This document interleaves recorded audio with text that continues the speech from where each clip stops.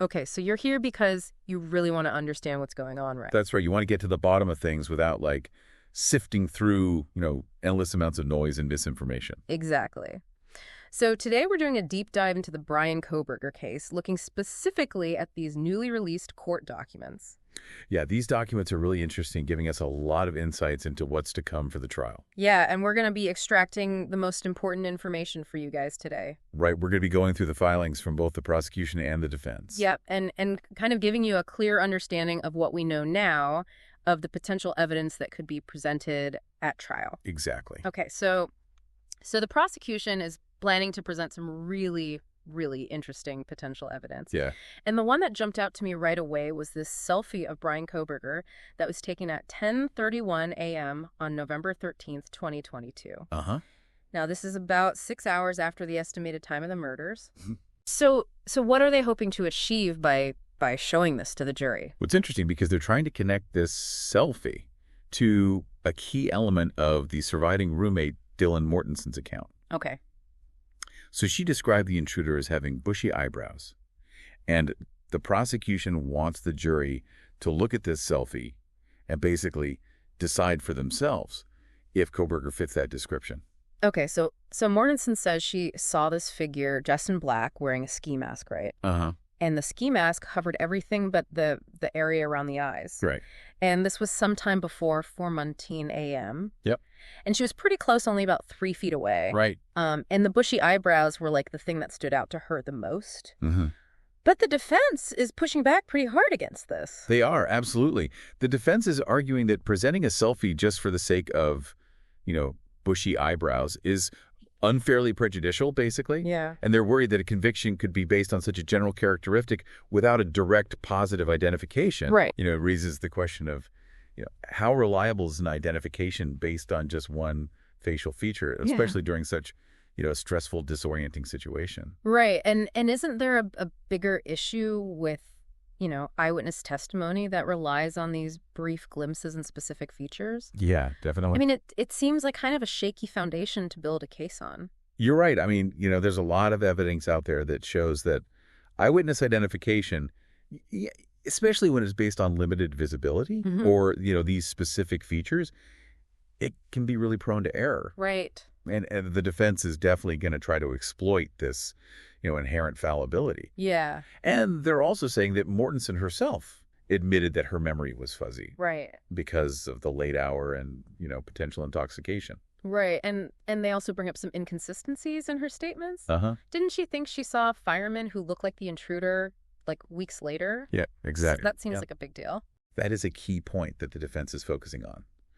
They're also pointing out inconsistencies in her memory of, whether the intruder left through the backsliding door. Okay. And all of these things together, they raise questions about the overall reliability of her memory of what happened that night. Okay.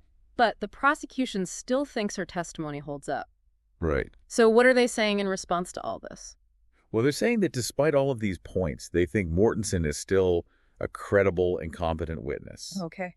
They also believe the pictures of Kohberger are still relevant for the jury to consider. Okay. And the selfie itself, shows him smiling, giving the thumbs up in what seems like his dorm bathroom. Uh-huh. So it gives us, a clear image of him from that time. Yeah. They also want to use his driver's license photo for comparison. Okay. So it's almost like they're saying, here's what he looked like around the time of the murders. Right. You guys can decide, assess the likelihood of him having this feature. But the defense says that Mortensen didn't even recognize Kohberger from a photo lineup after his arrest. Right. And that seems like a big point against using the bushy eyebrows as a unique identifier. It is a very important point for the defense. However, the prosecution says that Mortensen mentioned bushy eyebrows consistently in almost all of her interviews. Oh, wow. Apparently 5 times, and even texted the other surviving roommate, Bethany Funke, about them. Wow. So even though she didn't make a positive identification later on, The prosecution is saying that the bushy eyebrow detail was a persistent thing in her initial recollections. Okay, so let's switch gears a bit and talk about another potential piece of evidence. Okay. And this is Kohberger's Amazon activity. And specifically, the prosecution wants to introduce his purchase of a Ka-Bar knife sheath and sharpener about 8 months before the murders. Right. So why is this purchase online so relevant to the case? Well, when you connect this to the physical evidence that was found at the crime scene, it gets really interesting. So investigators found a tan leather knife sheath next to Madison Mogen's body. Okay. And this sheath had Ka-Bar, USMC, and the USMC insignia stamped on it. Okay. And DNA found on the button snap of that sheath was identified as a statistical match to Kohberger. So it seems like that's a pretty direct link. It does. But the defense must be trying to dispute this. Well, this is interesting. Okay. According to a defense expert disclosure, they actually acknowledge that the DNA on the sheath belongs to Kohberger. Oh, wow. Okay. So they're not disputing the DNA evidence itself. So if they're not fighting the DNA, then what are they saying about this? Well, their strategy, based on what the prosecution is outlining, is to argue that just because his DNA is on the sheath, it doesn't mean he was at the crime scene at the time of the murders. Okay. They're saying that maybe the sheath was planted there by the real perpetrator. Okay, so that's a pretty big claim, right? It is a big claim. That someone planted evidence. Right, it is. Yeah. Especially when you consider that the actual murder weapon, which they think was a large fixed blade knife, has never been found. Right. So the sheath becomes, a key but circumstantial piece of the puzzle. Yeah. And the defense is trying to cast doubt on how it got there. So it's pretty bold to suggest planted evidence. It is. I mean, that suggests like a whole other level of planning and manipulation from someone else. It does. It does. Yeah. And it makes the jury really think about, are there other possibilities here? Yeah. Is the prosecution's story the only one that makes sense? Yeah. Okay, so let's move on to the timeline of events. Okay. And talk about the surviving roommates, Dylan Mortensen and Bethany Funke. Now, the prosecution wants to present these text messages that they exchanged around the time of the murders. Right. So what do these messages tell us about what was going on that morning? Well, prosecution is focusing on texts from 4:22 a.m. to 4:24 a.m. And these show like a growing concern between Mortensen and Funke as they realize that they couldn't reach their other housemates. Okay. So Mortensen texted, "No one is answering." Okay. And then shortly after, having seen the masked figure, she texted, "I'm freaking out." Okay. And Funke's replies were like, "Ya dude, WTF, come to my room and run." Wow. Okay. So the prosecution probably wants to use these texts to establish, like a timeline of when things started to go wrong inside the house. Right. Like as perceived by the surviving roommates. Right, but the defense is saying that these are just like little snippets and don't give the whole story. Exactly. That's exactly what they're arguing. Okay. So the defense has presented more information showing that both roommates were on their phones a lot later that morning. Okay. From about 7:30 a.m. until the 911 call was made at 11:56 a.m. Okay. And this included calls to family members and a lot of activity on social media platforms like Snapchat, Instagram, TikTok, and Yik Yak. So they're painting a picture of the roommates like being awake and using social media for hours before calling the police. Exactly. So what are they hoping the jury will think about that? The implication is that if they were awake and using social media, for that long, it kind of raises questions about how alarmed they really felt after those initial events. Right. So the defense seems to be saying that the delayed 911 call might mean, we need to look at the situation differently. Right. Or even question the timeline that Mortensen is presenting. Yeah, and they've given a lot of detail about this phone activity, right? Yeah, they have. It's like specific times of calls and when they were using certain apps. Right, they have. It really makes it look like they were having a pretty normal morning for quite a while. It does. They've presented a very detailed log of all the calls, the text messages, and when those social media apps were used. So, for example, Bethany Funk made several calls to family members starting around 7:30 a.m. And Dylan Mortensen was using Instagram and Snapchat for a long time throughout the morning. Right.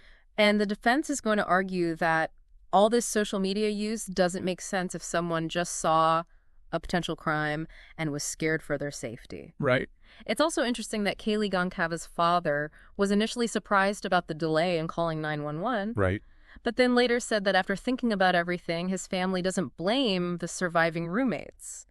Which suggests that maybe there are things we don't know about, that could explain what they did. That's a really important thing to keep in mind. Yeah. I mean, even though the defense is bringing up this timeline to create doubt, we don't really know what the surviving roommates were going through. Right. Their emotional state or what information they were trying to process during those hours. Right. So there could be a lot of reasons for why they did what they did. Yeah. Okay, so besides what we've talked about, what other arguments might the defense use at trial? Well, they've said they might argue that Kohberger was often driving alone at night.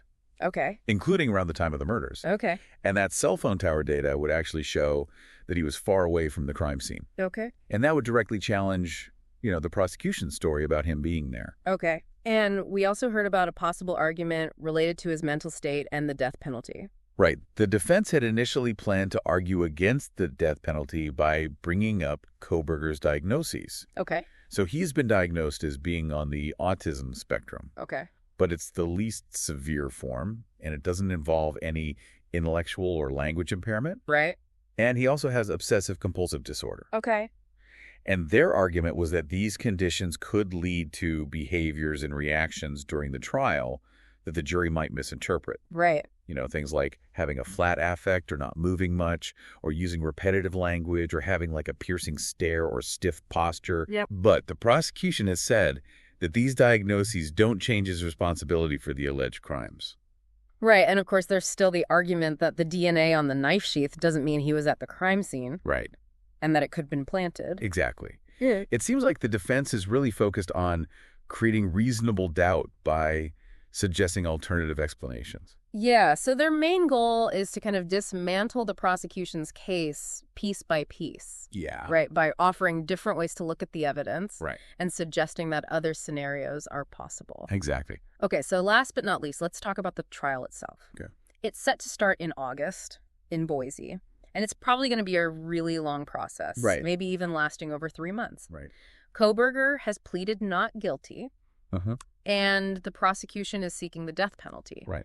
So are there any other important details we should know about what's going to happen? Well, they've scheduled another motions hearing for April 9th. And these hearings are really important because they usually involve legal arguments about what evidence can be used at the trial. Yeah. So we might get more clarity on, the bushy eyebrow thing and other disputed points then. Okay.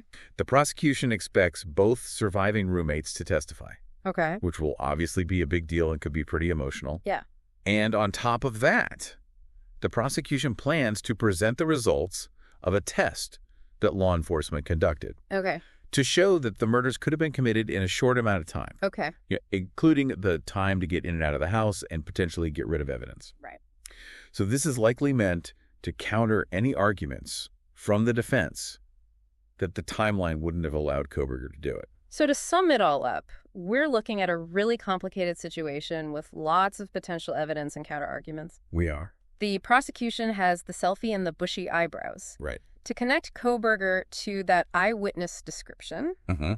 they've got the Amazon knife purchase and the DNA on the sheath. Yep. Which links him to the type of weapon found at the scene. Yeah. But the defense is questioning how strong that link is. Right. And then there's this whole timeline issue around the surviving roommate's actions. Right. Which the defense is using to raise doubts about what happened that morning. Exactly. So these are the main points of disagreement that are probably going to be central to the trial. Uh-huh. The prosecution is presenting a case that's built on circumstantial evidence. Right.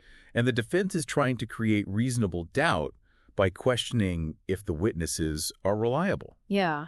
And offering other explanations for the evidence and really scrutinizing the timeline. Exactly. So for you, the listener, this deep dive really shows just how important it is to look at all sides of a case like this. Yeah, definitely. I mean, how will a jury weigh the visual evidence of the selfie against the fact that there wasn't a positive photo identification? Right.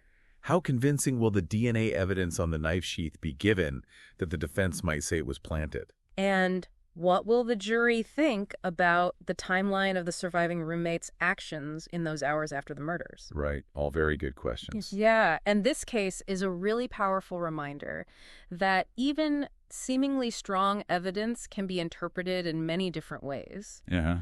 And when we consider the defense's arguments and the questions about the 911 call, it really makes you think about what other things we don't know about. Yeah. What other information could come out that might change the jury's decision? Right. It makes you think about, like, what hidden things might change our understanding of the whole story. Yeah. The prosecution story, the defense's story as this case moves forward. Yeah. Lots to think about. Yeah, for sure. Well, thanks for joining us today for this deep dive. Absolutely. It's been a pleasure. We'll keep you guys updated as more information becomes available. We will. But for now, we're going to leave you to ponder all of these complex and intriguing aspects of this case. Until next time. We'll see you then. See ya.